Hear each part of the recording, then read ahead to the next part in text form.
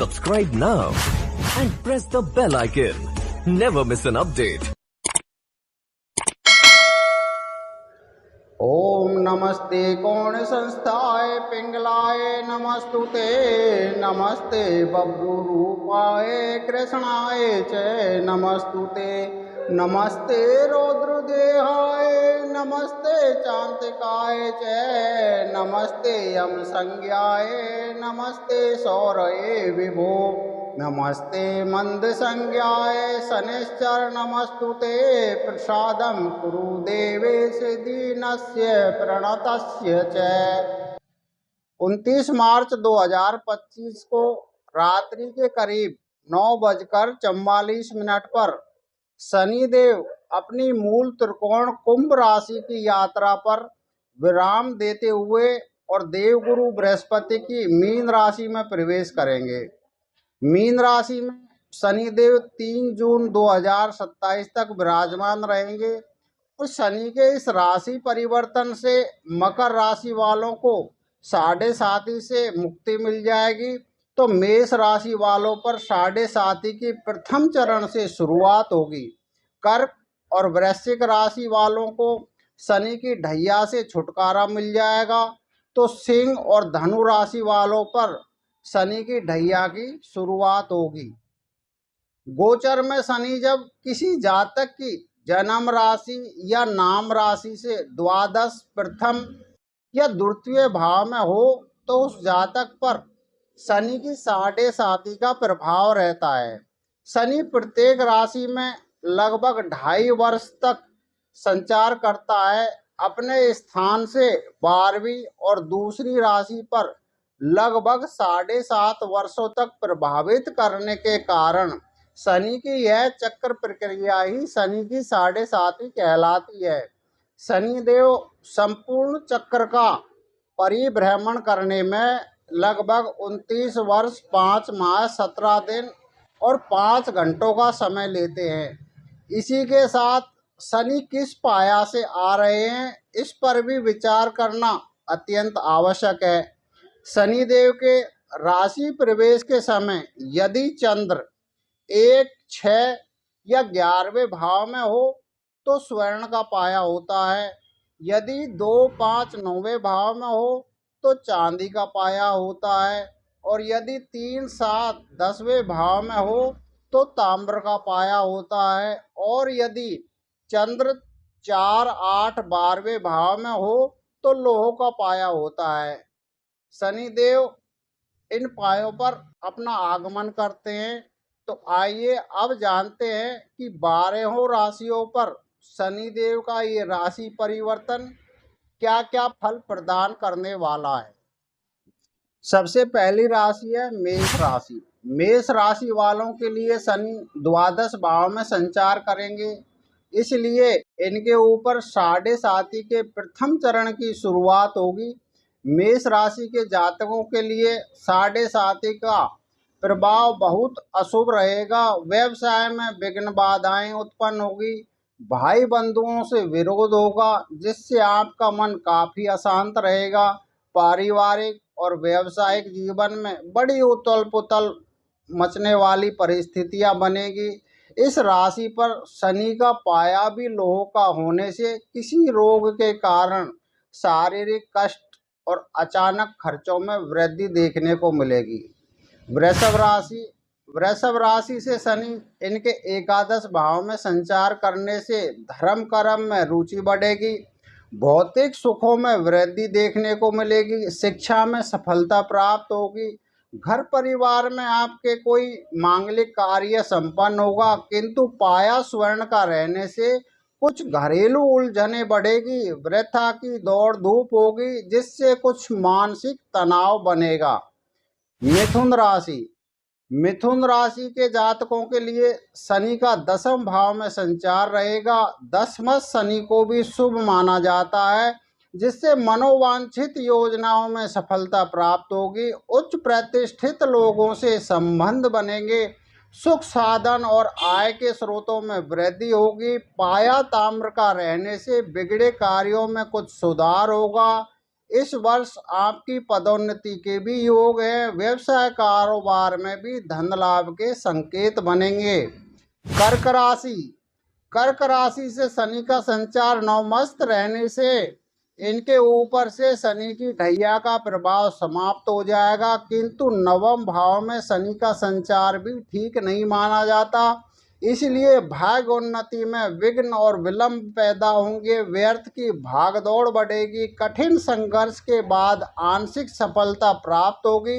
मानसिक तनाव बढ़ेगा जिससे अशांति बनी रहेगी, किंतु पाया चांदी का होने से अचानक धन लाभ होगा और उन्नति के भी चांस बनेंगे। सिंह राशि, सिंह राशि वालों पर शनि की अशुभ ढैया का प्रभाव शुरू होगा। अष्टमस्त शनि होने से पाया भी लोह का रहेगा, जिससे आय के साधन सीमित होने से खर्च अधिक रहेंगे। आर्थिक परेशानियां, घरेलू कलह कलेश उत्पन्न होंगे। व्यर्थ की दौड़ धूप बढ़ेगी। 3 जून के बाद स्वास्थ्य का विशेष ध्यान रखें। हड्डियों मांसपेशियों की परेशानी हो सकती है। कुछ चर्म रोग भी उत्पन्न हो सकते हैं। कन्या राशि, कन्या राशि पर शनि की सप्तम दृष्टि रहेगी। 18 मई तक केतु का भी इसी राशि पर संचार रहने से वर्ष के शुरुआत में अत्यंत संघर्षपूर्ण परिस्थितियों का सामना करना पड़ेगा। आय कम और खर्च अधिक होगा। दिमागी तनाव और उलझने बढ़ेगी, किंतु शनि का पाया ताम्र का होने से वर्ष के अंत में कुछ बिगड़े हुए कार्य बनते नजर आएंगे। तुला राशि, तुला राशि से शनि का 6ठ भाव में संचार बहुत शुभ रहेगा। अचानक धन लाभ और पदोन्नति के अवसर प्राप्त होंगे। विदेश यात्रा की भी योजना बनेगी। सुख साधनों में वृद्धि होगी, किंतु शनि का पाया स्वर्ण का रहने से वर्ष के उत्तरार्ध में बनते कार्यों में विघ्न बाधाएं उत्पन्न होंगी। घरेलू उलझनों के कारण आपका मन काफी अशांत रहेगा और खर्चों में भी वृद्धि देखने को मिलेगी। वृश्चिक राशि, वृश्चिक राशि वालों को पंचमस्त शनि पूज्य रहेगा। सोची हुई योजनाओं में विघ्न उत्पन्न होंगे, किंतु शनि का पाया रजत का होने से संघर्ष और कठिनाइयों के बावजूद जीवन निर्वाह योग्य आय के साधन बनते रहेंगे। उच्च अधिकारियों के साथ भी मेलजोल बढ़ेगा। धनु, धनु राशि वालों पर शनि का संचार चतुर्थ भाव में होने से शनि की अशुभ ढैया की शुरुआत होगी, जिससे धन हानि, वृथा की भागदौड़, ग्रह कलह उत्पन्न होंगे। खर्चों में वृद्धि होगी। इस राशि पर शनि का पाया भी लोह का होने से आपको गुप्त चिंताएं बढ़ेंगी। अकारण ही आपको क्रोध उत्पन्न होगा। शारीरिक कष्ट बनेंगे। निकट संबंधियों से भी आपका तनाव बढ़ सकता है। मकर राशि, मकर राशि से शनि की 7.5 का प्रभाव समाप्त होने से और शनि तृतीयस्थ रहने से धन लाभ के विशेष योग बनेंगे। भौतिक संसाधनों में वृद्धि होगी। घर में कोई मांगलिक कार्य का आयोजन होगा। शुभ यात्रा के योग है। शनि का पाया भी ताम्र का होने से नौकरी में आपकी पदोन्नति होगी। व्यवसाय में लाभ होगा। शुभ कार्यों पर आपका धन खर्च होगा। कुंभ राशि, कुंभ राशि के लिए द्वितीय शनि पूज्य है। शनि की 7.5 का अंतिम चरण रहेगा। वर्ष के उत्तरार्ध में आर्थिक और व्यावसायिक परेशानियों के कारण कठिन संघर्षपूर्ण हालात बनेंगे, किंतु शनि का पाया रजत का होने से रुकावटों के बावजूद कुछ बिगड़े कार्य बनेंगे। निर्वाह योग आय के साधन बनेंगे। आखिरी और अंतिम राशि मीन राशि, मीन राशि पर ही शनि का इस समय संचार रहने से द्वितीय चरण की 7.5 की शुरुआत होगी। पाया भी स्वर्ण का होने से घरेलू उलझने बढ़ेगी। खर्चों में आपके बहुत वृद्धि हो जाएगी। कठिन संघर्ष के बावजूद बीच बीच में धन लाभ के अवसर प्राप्त होंगे। 18 मई तक राहु राशि पर संचार करने से कुछ जटिल समस्याएं उभर सकती हैं। तो प्रिय दर्शकों, ये था शनि के राशि परिवर्तन का फलकथन जो 29 मार्च 2025 को परिवर्तन होने जा रहा है, और हमने आपको पूरी 12 राशियों का सुनाया।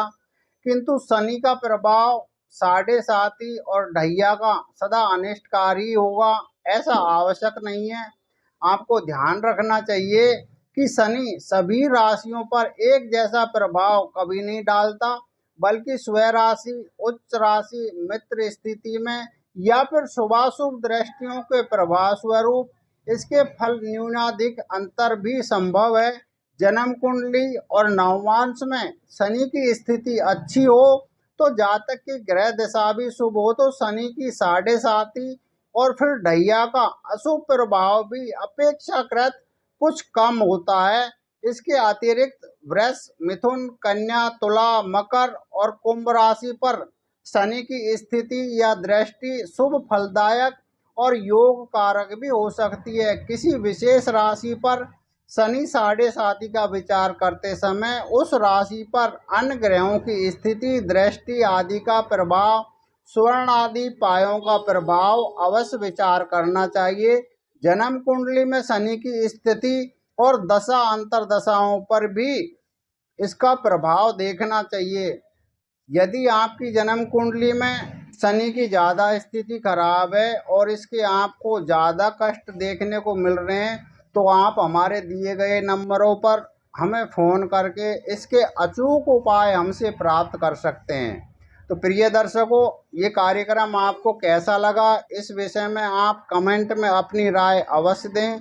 और यदि आपने अभी तक हमारा चैनल सब्सक्राइब नहीं किया है तो इस बार आप हमारे चैनल को सब्सक्राइब कर लीजिए, जिससे आने वाले वीडियो का नोटिफिकेशन सबसे पहले आपको प्राप्त हो।